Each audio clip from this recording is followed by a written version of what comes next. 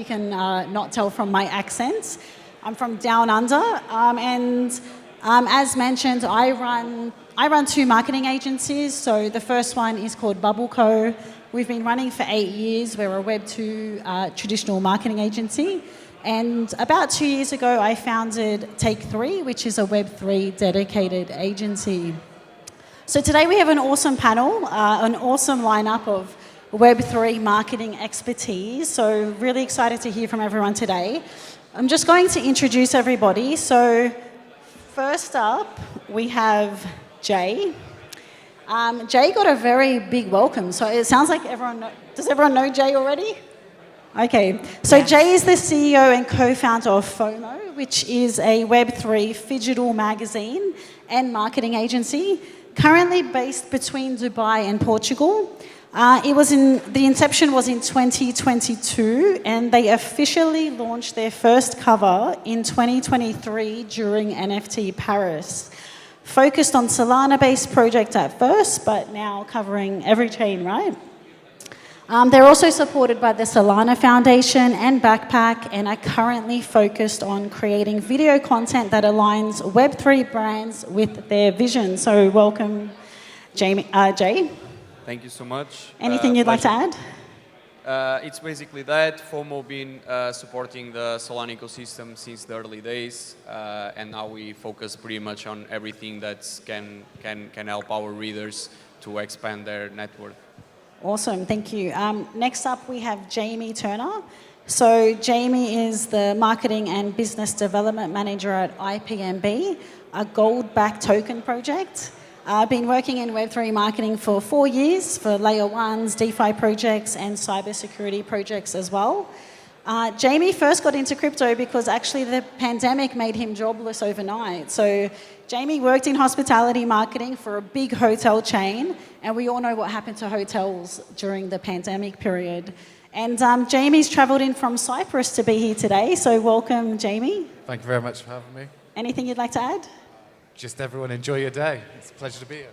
Awesome, great, thank you. And then next up we have Maia. So, hello. Welcome. Hello. Maia has 10 years of experience in marketing, 6 in leadership and consultancy in Web3, specializing in product marketing and also deeply passionate about on-chain financial instruments. She's recently founded a Web3 marketing consultancy called Benzimra. And your first exposure to crypto was at the age of 19, when she was actually hired on the spot for a company called eMoney. But what happened there? Turned down the job. The worst business decision of my life, for sure. But, you know, everything happens for a reason, right? Exactly. So welcome, Maia. And finally, on the panel, we have Ash. So Ash is the founder of CoinBrit, which is a Web3 media house, and also the co-founder of a Web3 KOL venture called, am I going to pronounce this right? Vitmainel. Yeah. Yep, okay, great. He's also the advisor on various Web3 projects. Started his crypto journey back in 2016. Sounds like a lifetime ago in Web3. Yes. Lived in Dubai, now living in London, spoken on many stages globally, and also hosts and runs different events in this space. So definitely have a chat to Ash about that. So just once again, welcome to our panel here today.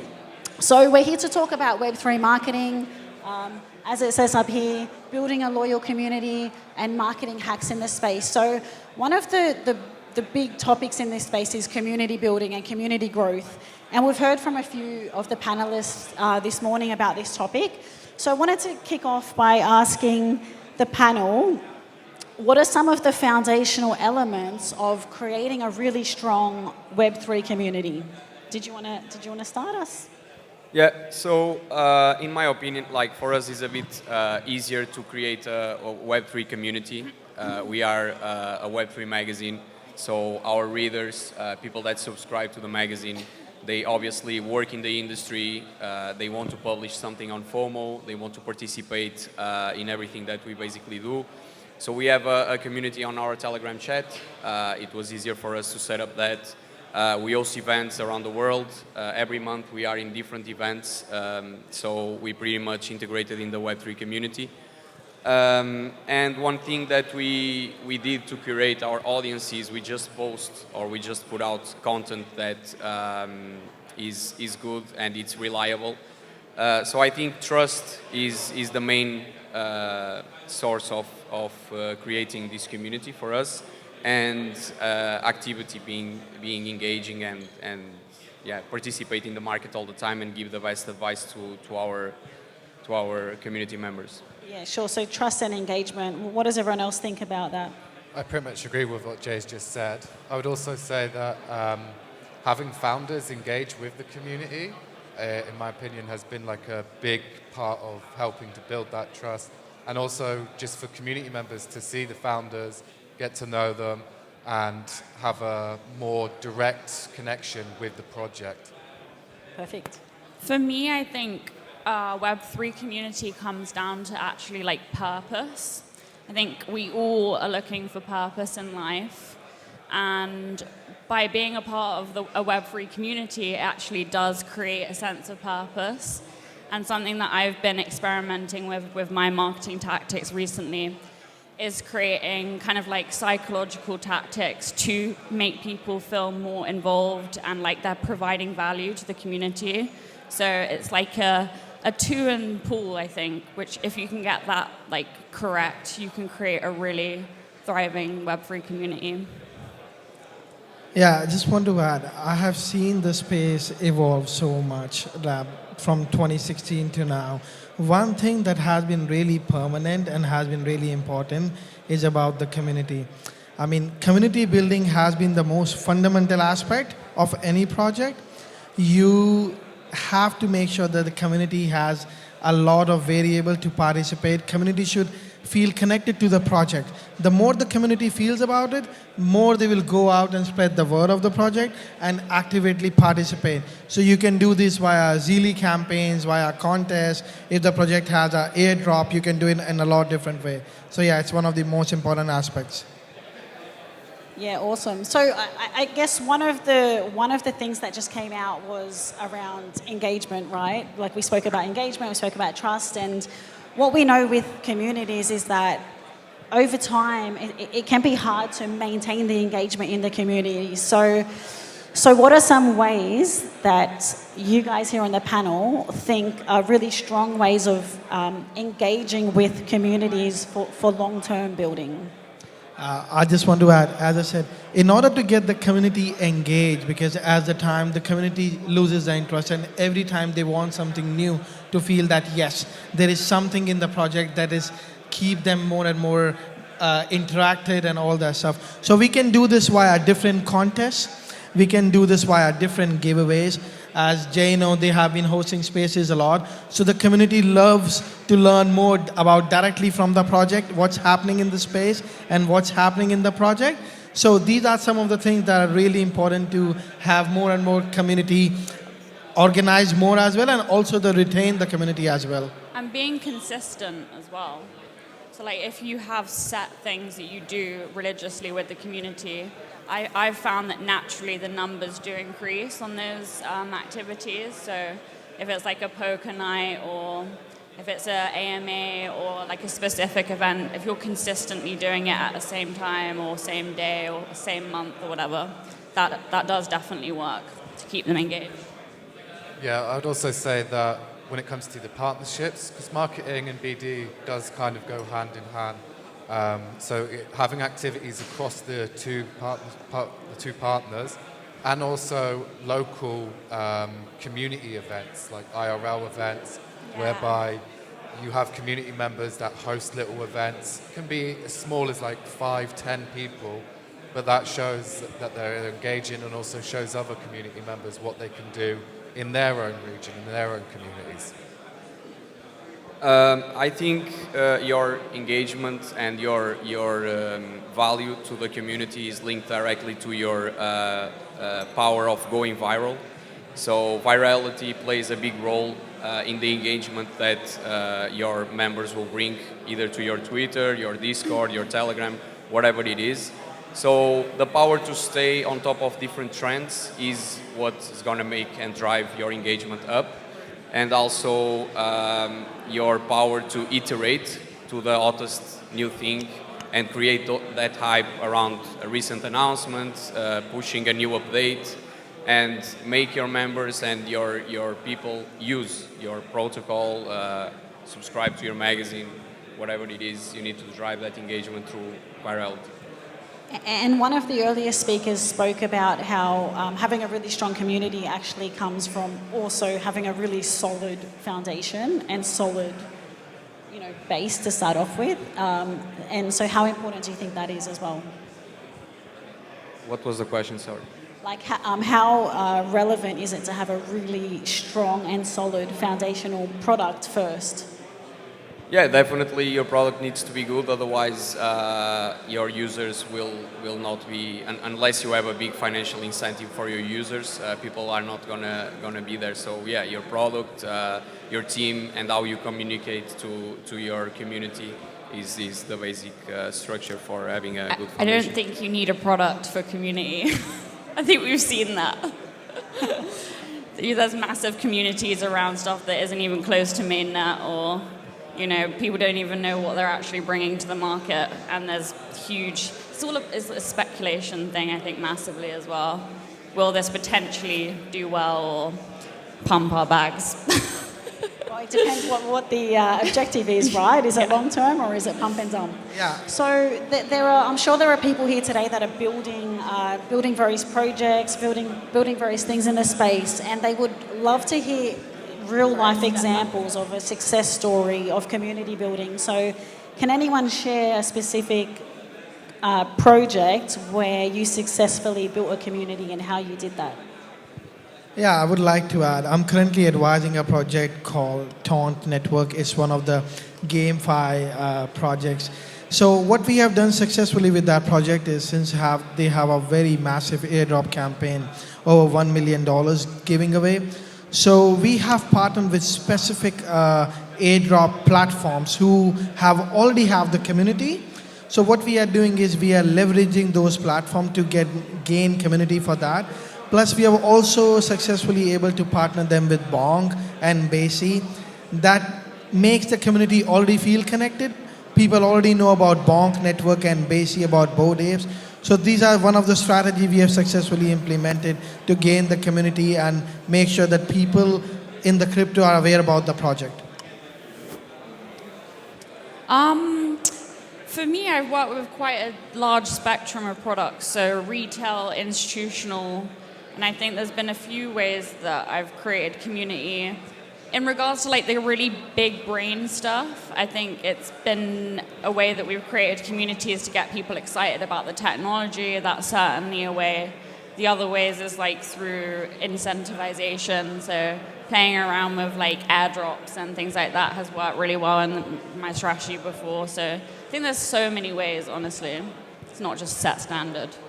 Yeah, I would totally agree with that. One way I've done it in the past is by, like you said, getting people excited about the technology, and of course competitions, rewarding them in prizes. It can be things like in tokens or USDC, or even the good old POAPs. I'm sure we all know those. And I've had in the past a lot of hype and excitement around those multiple things. Fantastic. Did you want to add to that? Yeah, I think, like my fellow panelists said, but also you need to create stuff that other people relate to, because you can do all these different tactics to create the community, but people are just going to stick if they relate to the other people that are on the other side of the screen, the other community members. And this is by you drafting the profile of the person that you want to address, like who do you want to be in your community, and then create stuff that this profile relates to. And yeah, I think that's the secret sauce. Great. And let's just flip that to the other side. What are some key things that people should avoid in community building? I think number one, and this is one thing that people fail to do a lot in Web3, is overpromise and under-deliver. I was literally going to say that. It's happening I think we're all going to say that, really. Everyone agrees with that one? Yeah, I mean, I think we're all saying the same thing here, but Also, like having a realistic roadmap, I would probably also add on to that. I've seen so many projects where they'll turn around and say, in the next 4 months, we're going to deliver like 1 million different things. And then in reality, because of product or development, it's delayed or something. So yeah, I say just give as much time as possible and space things out as much as possible, really. Yeah, be really careful of hype debt. It can literally kill your project. Don't create hype debt. Obviously, you need to, I think, with the crypto community, they're so hungry all the time for when, that there's a lot of pressure on you to feel like you have to deliver at every given moment. But step back, take a breath. Don't feel like you have to post every single day. Like, provide more quality content and keep them on their toes in like more creative, like kind of something that I've always found has worked really well is being like a bit inconspicuous and mysterious, and that definitely works better than just being like, we're going to deliver this, because it never works out like that, ever. I would just like to add on this is sometimes, from my experience, projects try to do too many things at the same time regarding they're trying to grow their community, they're trying to grow their marketing and all that stuff. I just want to add, don't grow too hard on, adding too many things at one time. Take one thing at a time, take things slowly.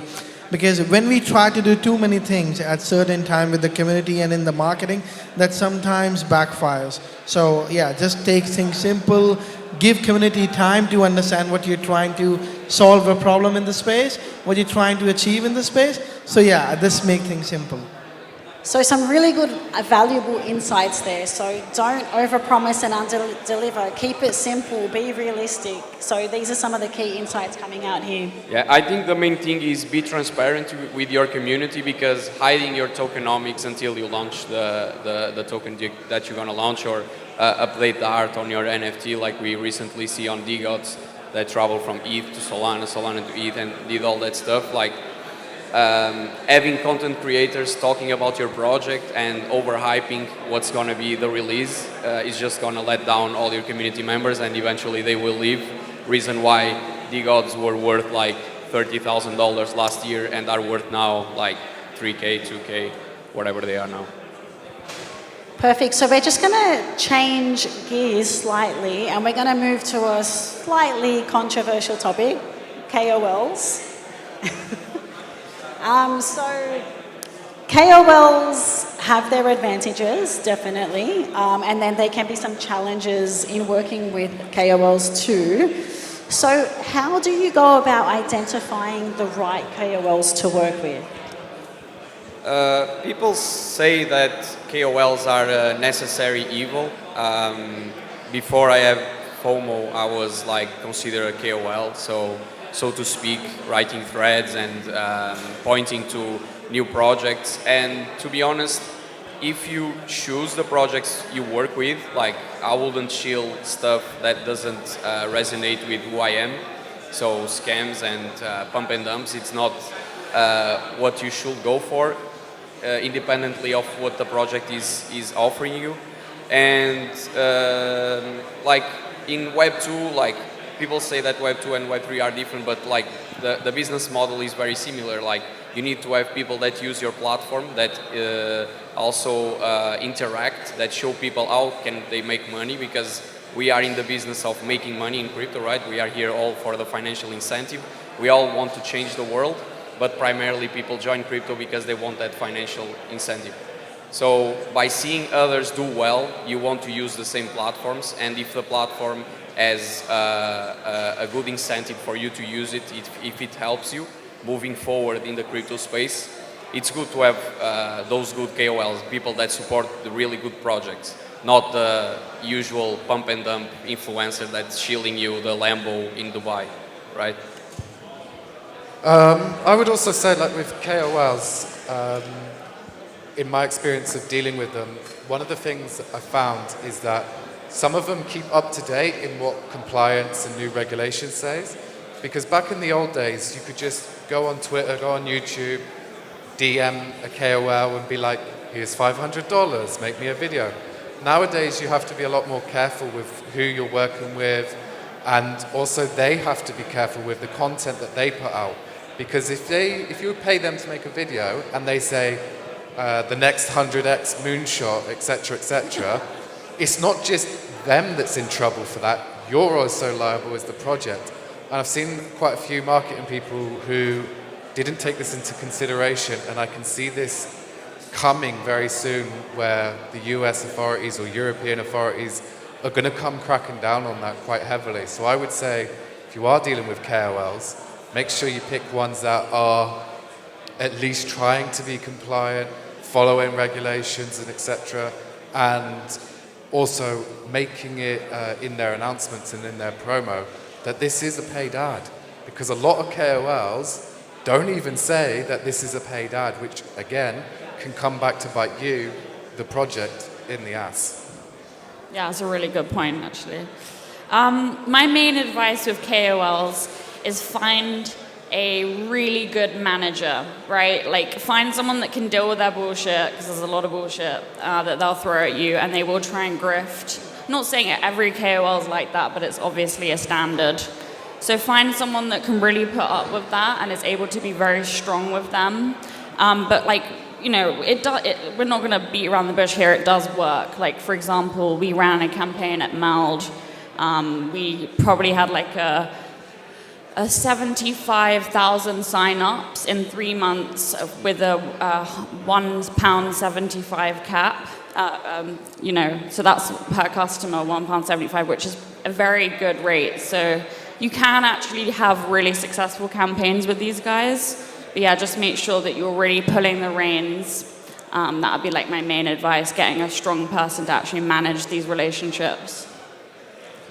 Okay, so not only in Web3, in the other industry like Web2, we have these KOLs which are called influencers, right? So in Web3, they have transitions from influencers to KOLs, key opinion leaders. I'm not saying it's bad for the space, but there are some good ones, and of course there are some not good ones. Nobody is a bad one, you know.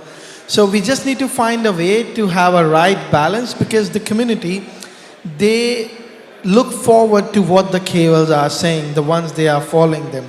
So I would just want to suggest that don't follow them blindly. Of course, they are good to know what's happening in the space, and they are good to know for the information as well.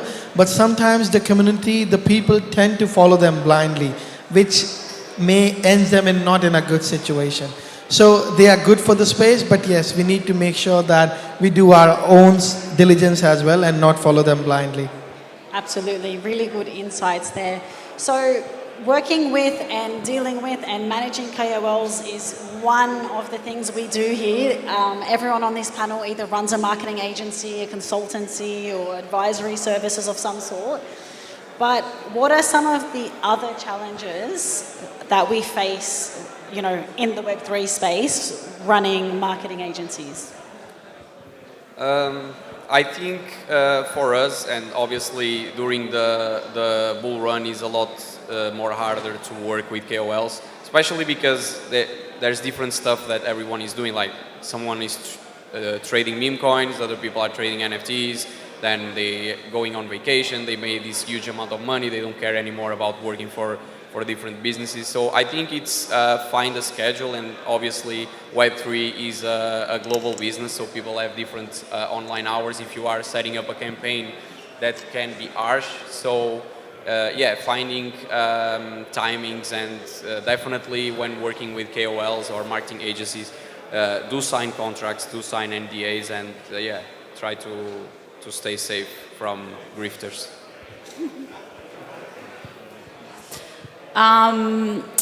You can't get away with being a Web3 marketeer and not know anything about the tech, guys. Get in there, get in the tech meetings, get really deep in the weeds of the product. One of the biggest challenges you're going to face is dealing with really high complex protocols. So do your homework, learn about it, because it will help you massively. And it will be able to be more potent in your marketing, just generally knowing how to make sure that the roadmap rollout of whatever product you're working with is going to be the best it can be. So that would be like my main bit of advice. And probably one of the most difficult things as a Web3 marketer is you also have to have very deep technical knowledge and understanding as well. In the marketing agency, since I've worked as head of sales in the marketing agency in my career in the past, what I would say is the projects who sign up with a marketing agency, Renee would relate with me, they always expect more and more out of you, right? They always expect you to understand that they want the things to be done in the right way. As a marketing agency, we always try to deliver from our expertise what's best for the project, but sometimes we don't align. And sometimes marketing agencies, they tend to onboard too many projects, and they have to deliver the result at the same time for many projects. So we overburden ourselves and oversaturate. So I think this is some of the pain of the marketing agency they have to take for.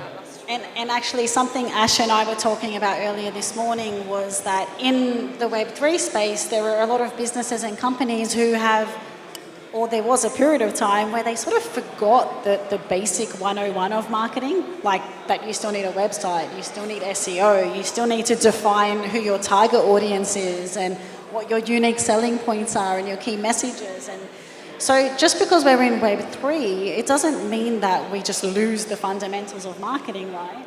So how are you adapting some of these Web2 and more traditional marketing approaches to Web3?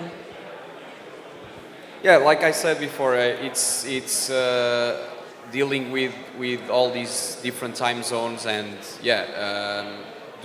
like I said before, do sign contracts, do sign NDAs, and protect yourself. I think that's the basic thing. People think because they are undoxed and because they are behind the screen, they can do anything they want. So my advice to you, if you have a project, if you want to start a project and working with the marketing agents for Web3, is protect yourself and stay safe. There is a lot of grifters out there, especially people that is undoxed because they are nice to you on messages or stuff like that. Don't give your money away for nothing. Yeah, I would say personally from experience, I've been with a few projects that look at sort of Web 2 marketing as old hat, where it's not really. There is quite a lot of it, if not most of it, that is actually very important, especially like SEO, brand awareness, messaging, target audience. The list goes on really. And really us as marketing people, we need to know what the traditional Web 2 stuff is. And yes, sometimes you need to change it and adapt it for the Web3 community and understand that audience that you're trying to promote to. And then also have to sell it to your founders, your managers, whatever above you, because sometimes they're just like, no, we don't need that, we can do it like this. And sometimes it's like, no, we do. I'd say I kind of take the opposite approach. Obviously, we need to make sure you have a slick digital presence, and all of those fundamentals are super important. But when I'm working with a Web3 project, I want to make sure that I'm actually integrating Web3, and I don't mean Web3 marketing, but I mean how can we actually get them to be on chain and have an experience and have a an interaction on chain with my product, or whether that might be like a custom minting page or something like that. So I like to actually include the use of Web3 into my strategy as much as possible. In Web3, we call it marketing on steroids, right? The space is so fast, everything is happening so rapidly, and you have to actually jump on a lot of things in a really small time. But the foundations stay the same, Even it is Web3, Web2, the foundations like search engine optimization, you have page adverts, you have all these branding. I think they remain same even it is Web3 or Web2, because they are actually visible and people do see that yes, these kind of marketing strategies still work, and I believe they are the basic foundation which will remain the same in future as well. Do we think they work as well though? Like for example, paid ads. I feel like people in Web3 are so savvy that like these kinds of like tactics aren't as potent. I don't know, that was my personal experience. Actually, paid ads do work. I mean, paid ads can be anywhere, even on the page we don't recognize. You go to Etherscan, there are paid ads over there. You go to CoinGecko, CoinMarketCap, there are paid adverts over there. You go to any of the biggest news websites, Cointelegraph, The Block, there are paid ads everywhere. So these are actually not something that was invented in Web3, that has been running along from a very, very long time in Web2 as well. So these are the same strategies that are being carried forward, only the space is changed and it is going on a faster scale now. And I would also say when it comes to paid ads, is sometimes you're doing them because you want to promote the project and stuff, but also the community also want to see that marketing. Yeah, the exposure. And what's an easier way to show them that you're doing marketing is by having a few ads going on.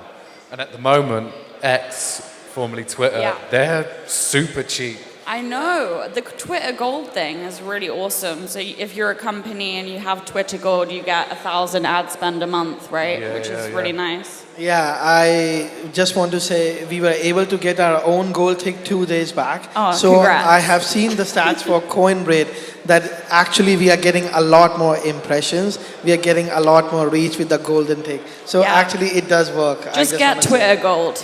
Yeah, I think the basic pack for any company, if you are working in the crypto space, Twitter Gold is like 200 euros a month. Yeah. It gives you everything back in ads, so it's a lot more clicks, follows, engagement in your posts. And also Instagram ads work really well if you are building both platforms. That's what we're doing now. We didn't explore TikTok yet, paid ads, but it's something we are looking into, and I think it definitely can work because it's onboarding normies too. Yeah. All in all, the strategies of Web 2, they do work in terms of Web 3 as well, Okay. Nice. Cool. So we've got under 10 minutes left. We are going to have some time for questions. And to encourage questions, we've got some merchandise to give away. So who likes free things? Nobody. There we go. Okay. We've got some Take 3 t-shirts like the one I'm wearing. We've got some hoodies. So get your questions ready. But let's just quickly go back to the panel while everyone's thinking of a question to ask. And I just want to touch on the topic of Web3, changing deadlines, things move so fast. How do you guys manage things like your content calendar and just general projects when everything's changing so rapidly? Having a Web3 magazine that ships monthly editions is one of the most challenging things I ever did in my life. And we can't really plan the entire year of front covers. It's month to month. Apart from obviously the main events like Breakpoint, Token 2049, we have these front covers booked since the beginning of the year. Apart from that is mainly following trend and hot topics. This month, for example, shameless shill, we met Retardio, which is like mind virals on Twitter right now. I saw the virality, the engagement they had on their posts, and I spoke to the team and I said, listen, these guys are everywhere, their engagement is crazy, they are all so active. It remembered me about the early days of Solana NFTs and Ethereum NFTs, where everyone was on Twitter, they constantly engaging, they are trading meme coins, they are giving alpha to different groups. And then I talked to the team, the NFT was worth like 4 SOL at the moment that we agreed on the front cover for this month. By the time we announced the front cover, the NFT was worth 30 SOL, so they surpassed all the biggest Solana NFT collections apart from Meld. And yeah, they killed it. It was our biggest engaging front cover. We had over 300K impressions on that post. So yeah, the giveaway is still going on until tonight. If you want to go make FOMO and participate, it's pinned to the top of the profile. I would say when it comes to dealing with delays, product not coming out on time, first of all, your roadmap should be very conservative as much as possible. So then that way, when the product team or the development team say, oh, we're delayed by 3 weeks, that's fine because you've got the breathing space because you planned that in. Or if, say, it's been delayed, another thing is having backup content or backup strategies that are set aside solely based to fill in periods of time where you were meant to do said thing? I'd say it comes back to honestly, the hardest part about being a Web3 marketer is dealing with product rollout and the shift and the changing. You have to be so agile. Every single day is going to be different. Crisis communications o'clock sometimes will hit you like a train. So yeah, get really good at crisis communications. And then secondly, it comes back to learning about the technology. You know, you should know how long an audit's going to take on your protocol, for example, so that you can have a rough idea as to when this will go to mainnet, or, you know, be involved with the tech team as much as possible, set up weekly calls. You know, they're not going to be the ones that are probably likely going to create that kind of communication. So it's really up to us, I think, as marketers to get the devs and the tech guys to actually collaborate with us as much as possible. Create good relationships with your developers. That would be like my main bit of advice. On this front, I'm somebody who likes to delegate a lot. I mean, with me and my team, we set up the KPIs and we know what we are going for and in how much time we need that to be achieved. Along with that, having the right relationships, right connections, because if you do have all of them in place, then it just takes like 2 messages to communicate with somebody, okay, this is something that is needed to be done and this much time frame. You just message them, get them on a call, and it's call gets happening such smoothly in a process. So we have organization structure, we have everything in the place that gets achieved in the right time. Perfect. Okay, guys, we're going to move to question time. So as I mentioned, we've got take 3 hoodies, we've got take 3 t-shirts like I'm wearing. Definitely a marketing panel. Who's first? Who's got a question? Ryder. Gleam. So like, yeah.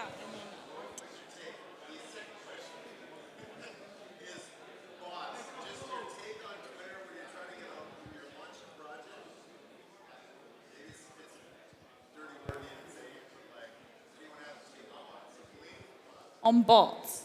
I think there's going to be new things created to like help bots. For example, in Telegram communities, I'm sure we're all very used to being in a community and those frickin' posts that are just like, come and it's like a scam. I think there's going to be new technologies that will be created that will actually start to get rid of that. So my friend, for example, is developing a bot which will go into a Telegram channel and actually sort through all the crap that comes from the scammers and bots and things like that. So I think we'll actually start to evolve, hopefully, to deal with that kind of thing through technology as well. In terms of bots, there are a lot of bots which are actually available on Telegram. They automatically delete all the deleted accounts, all the bots accounts that are created to add the users. Once to integrate that bot, because we are using them ourselves, it automatically removes all the deleted accounts and all the unwanted or scammy accounts that might have been deleted or that might have been artificially added to just increase the size of the community. Awesome. Thanks. Here you go. Can you catch?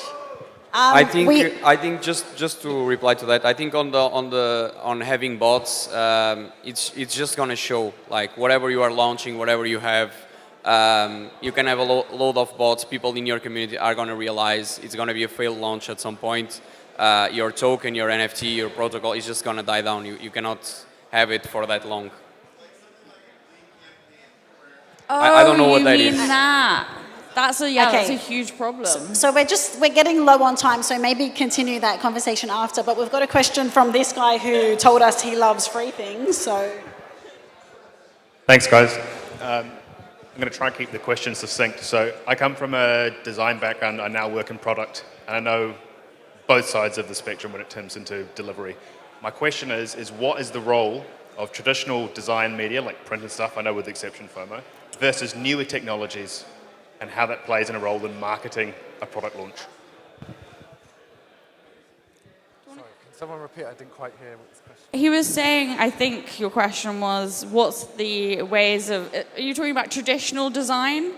I think to answer your question, it's up to you as the, whether you're the content director or the head of marketing or whatever, it's up to you to be able to communicate to the designer, whether they're traditional or Web3 or whatever, exactly what needs to be relayed. I think that's a really big thing. You can work with Web2 designers and get a Web3 beautiful result.